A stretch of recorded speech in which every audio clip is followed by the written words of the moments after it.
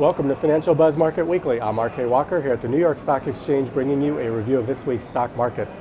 Markets had some extreme volatility this week as nervousness continued to plague investors.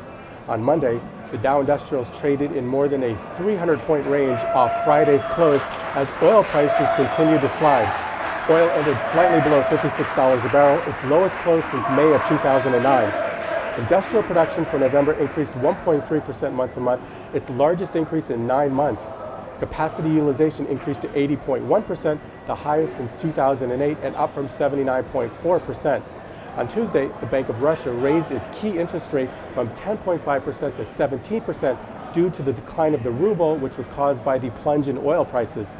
Housing starts for November fell 1.6%, while building permits also fell 5.2%. On Wednesday, stocks surged the most since 2013 after the Federal Reserve meeting ended and the Fed retained language in its statement that indicated it's in no rush to raise interest rates. The Consumer Price Index for November was down 0.3% month-to-month due to lower gasoline prices. On Thursday, jobless claims for the week ending December 13th fell 6,000 to 289,000, and the Market Purchasing Managers Index for services fell to 53.6 in December, down from 56.2 and well below expectations.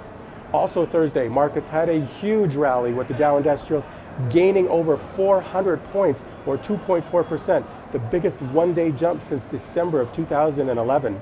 On Friday, markets opened slightly higher and oil rose to 55.67 a barrel. Now let's take a look at some stocks. Sony Corporation stock continued to feel the backlash from the unprecedented cyber attack that the company sustained last week. Shares continued to fall at the start of the week before beginning to recover on Wednesday.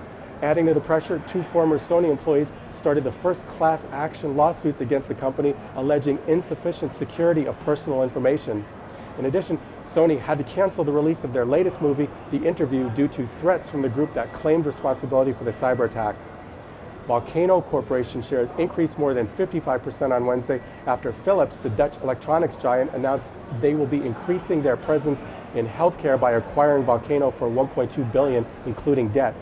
Volcano makes devices that allow doctors to see inside patients' veins and measure blood flow. Although the companies are waiting for regulatory approval, the acquisition is expected to be completed during the first quarter of 2015.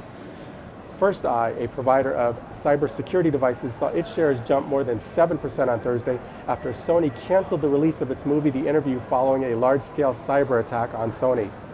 The biotech sector gained some traction this week as the market rebounded.